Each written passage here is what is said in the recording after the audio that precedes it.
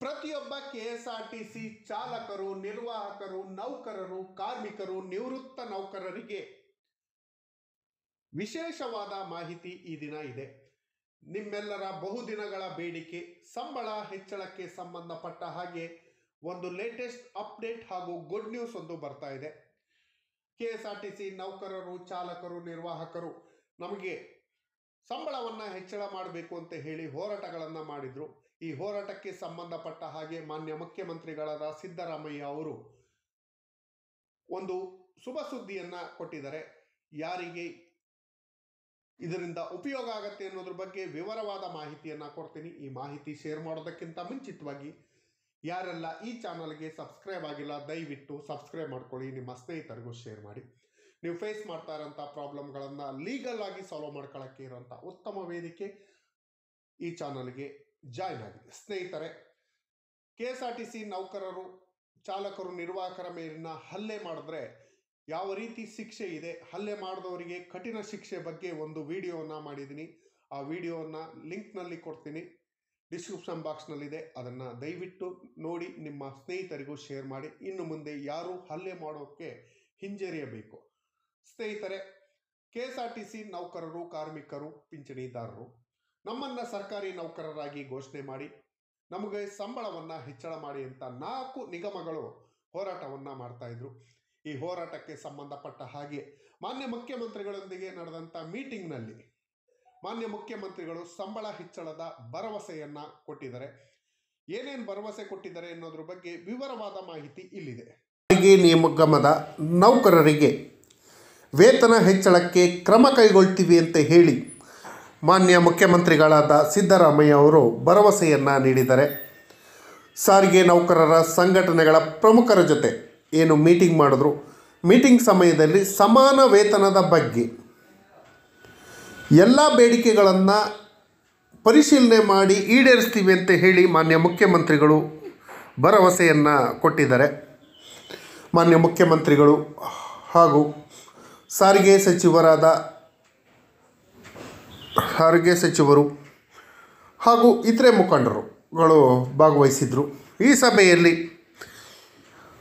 ಕರ್ನಾಟಕ ರಾಜ್ಯ ರಸ್ತೆ ಸಾರಿಗೆ ಸಂಸ್ಥೆಯ 4 ನಿಗಮದ ಸಿಬ್ಬಂದಿಗಳಿಗೆ ಜನವರಿ 1, 2024 ರಿಂದ ಪೂರ್ವಾನ್ವಯವಾಗುವಂತೆ ವೇತನ ಹೆಚ್ಚಳಕ್ಕೆ ಸೇರಿದಂತೆ ಇತರೆ ಬೇಡಿಕೆಗಳ ಬಗ್ಗೆ ಪರಿಶೀಲಿಸಿ ಕ್ರಮ ಕೈಗೊಳ್ಳಲಾಗತ್ತೆ ಅಂತ ಹೇಳಿ ಮಾನ್ಯ ಮುಖ್ಯಮಂತ್ರಿಗಳಾದ ಸಿದ್ದರಾಮಯ್ಯ ಅವರು ಭರವಸೆಯನ್ನು ನೌಕರರಿಗೆ ನೀಡಿದ್ದಾರೆ.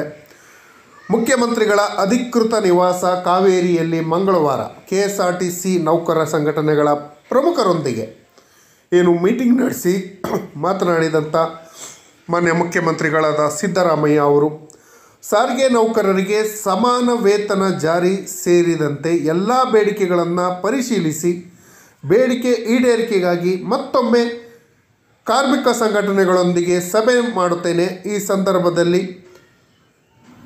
ಎಲ್ಲ ವಿಚಾರಗಳನ್ನು ಕೂಲಂಕುಷವಾಗಿ ಚರ್ಚಿಸಿ ಬೇಡಿಕೆ ಅನುಷ್ಠಾನ ಮಾಡಲಾಗತ್ತೆ ಅಂತ ಭರವಸೆಯನ್ನು ಕೊಟ್ಟಿದ್ದಾರೆ.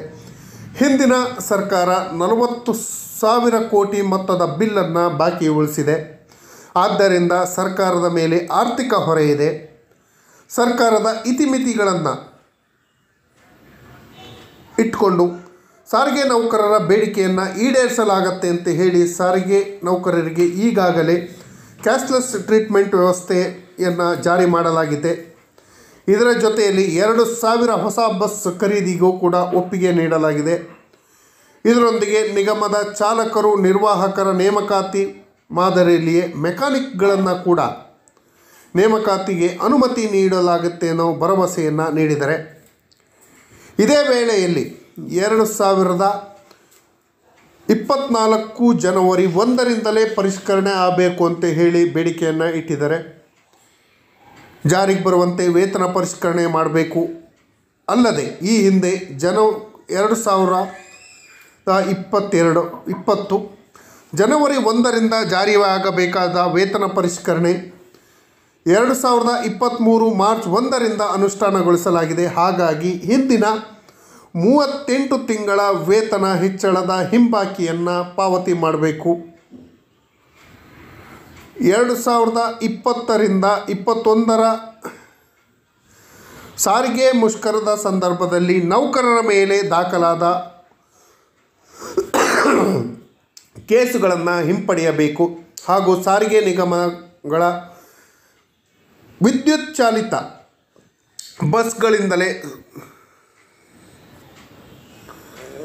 ಬಸ್ಗಳಿಗೆ ನಿಗಮದಿಂದಲೇ ಚಾಲಕರನ್ನು ನಿಯೋಜನೆ ಮಾಡಬೇಕು ಅಂತ ಹೇಳಿ ಸಂಘಟನೆಯ ಪ್ರಮುಖರು ಮನವಿಯನ್ನು ಮಾಡಿದ್ದಾರೆ. ಸಚಿವರಾದ ಶ್ರೀ ರಾಮಲಿಂಗಾರೆಡ್ಡಿ, ಗೃಹ ಸಚಿವರಾದ ಜಿ ಪರಮೇಶ್ವರ್, BS ಸುರೇಶ್, ಸಾರಿಗೆ ನಿಗಮದ ಅಧ್ಯಕ್ಷರಾದ ಶ್ರೀನಿವಾಸ್ ರಾಜು ಕಾಗೆ ಅವರು ಉಪಸ್ಥಿತರಿದ್ದರು. ಏನೇ ಆದರೂ ಸ್ನೇಹಿತರೆ, ನಾನು ಒಂದು ಹೇಳೋದು ಅಂದರೆ, ಸರ್ಕಾರಿ ನೌಕರರಾಗಿ ಸಾರಿಗೆ ನೌಕರರನ್ನು ಪರಿಗಣಿಸಬೇಕು ಅನ್ನೋದು ನಮ್ಮ ಬೇಡಿಕೆ ಇದೆ.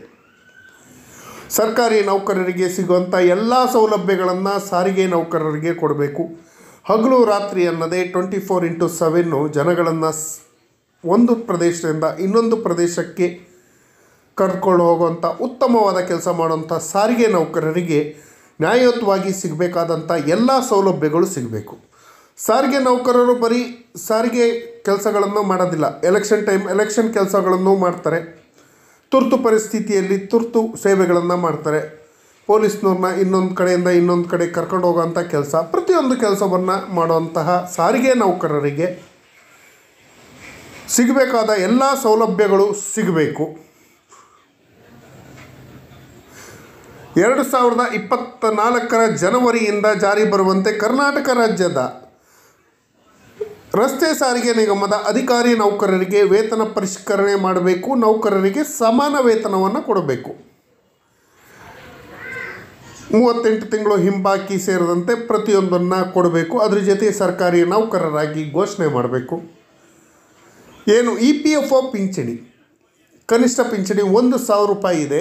ಆ 1,000 ರೂಪಾಯಿಯನ್ನು 7,500 ರೂಪಾಯಿಗೆ ಹೆಚ್ಚಿಸಬೇಕು ಅನ್ನೋ ಹೋರಾಟವನ್ನು EPFO ಹೋರಾಟ ಸಮಿತಿ ವತಿಯಿಂದ ಮಾಡ್ತಾಯಿದ್ದೀವಿ. ಅದನ್ನು ಮಾಡಬೇಕು.